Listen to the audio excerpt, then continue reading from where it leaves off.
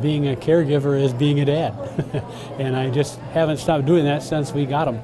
I think you just have to feel like it's the thing you need to do, you know, that no mistakes were made and you were given this responsibility and you just have a heart for it. I love them and I want to take good care of them. And of course, you always feel that nobody else can take care of them like you can, and I realize that someday I can't be the one that takes care of them, but I want to do the best I can, as long as I can. Communication is so important, and communicating with your loved one for sure, explaining things to them as you go along, explaining maybe why you can't do this or that, and I'm sure there will come a time in our lives when we will need extra help. And we will, but the boys are actually, we're kind of already preparing them for that, you know, someday mom and dad aren't going to be here and you're going to have to do this or do that. Of course, you get them up in the morning and you make sure things are well. You talk with them about things that they're concerned about. Make sure they get their breakfast, make sure they get their medicines, make sure they got everything. You've learned to have checklists to make sure they get everything to work, and make sure you got everything in your pocket you're supposed to have. And you don't want to forget anything unless you want to drive all the way to where they work.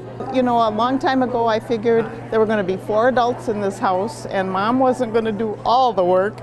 So that kind of gave me the inspiration to teach them things along the way and how to care for themselves and how to contribute. They actually contribute a lot to the day-to-day family things that need to be done, like taking out the trash and doing the dishes and making their own beds. It's working out real well. You know, you never know. 20 years ago you think, where are we going to be 20 years from now? But actually things have gotten better over the years. We have a routine, you know, and we all work together. We're good friends, and they're not so much, you don't think of them so much as being your sons as much as they're adults. They need help. We all need help.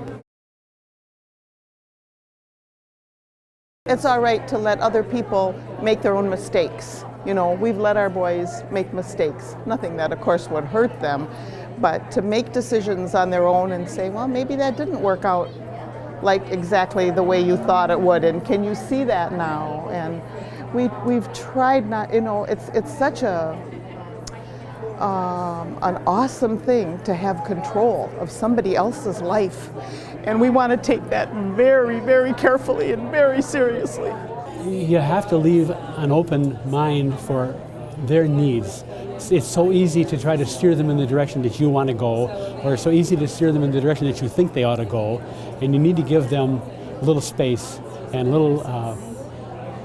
have your mind open for some open thinking, because they have a life. They're a human being, they're a real person, and they have a desire for life too, and they want to do some things, and you have to make sure that you give them those opportunities to do that. Working with my sons has taught me to be very careful about trying to tell people what to do. You know, you have to involve them. You have to let them be the director of their own life. You know, they have God-given rights, and we have to let them use them.